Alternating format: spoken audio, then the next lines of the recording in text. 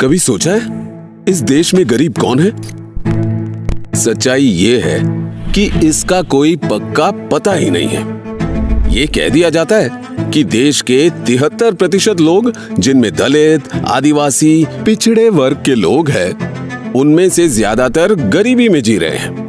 लेकिन उनमें भी कितने समाजों में लोग कैसे जी रहे हैं, कितना कमा रहे हैं, उनकी जरूरतें क्या है, यही जानने के लिए जातिगत और आर्थिक गिनती की जरूरत है।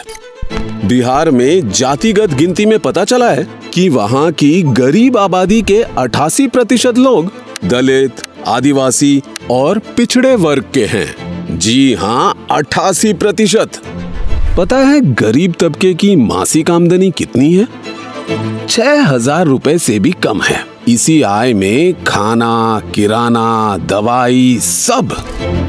सारे देश की आर्थिक और जातिगत गिनती हो तो लाखों दर्द भरी कहानियां मिलेगी।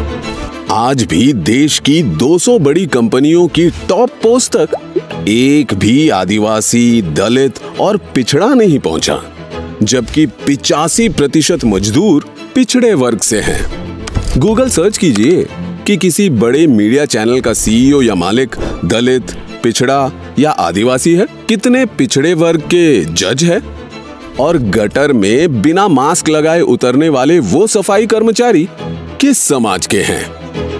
देश में आपको 2 हिंदुस्तान दिखेंगे, एक अरबपति वाला और एक गरीबों का हिंदुस्तान। जब तक अपने हक का पैसा उस आखिरी गरीब तक नहीं पहुंचेगा, इस देश में 2 हिंदुस्तान बने रहेंगे। पहला कदम होगा जाति जनगणना, उसके बाद आर्थिक सर्वे। भाजपा जातिगत और आर्थिक गिनती का कितना भी विरोध कर ले, पर देश के सबसे गरीब लोगों को तभी न्याय मिलेगा जब वे सही तरीके से गिने जाएंगे।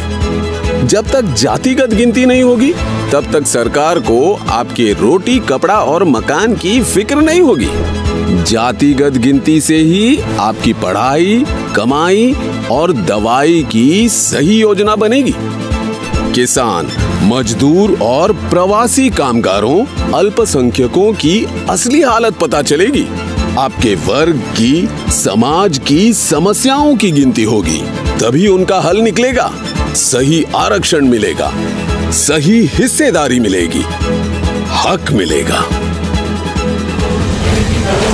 जब इस देश को चलाने में देश के सबसे कमजोर समाज की आवाज सुनी और गिनी जाएगी, तभी ये देश तरक्की करेगा।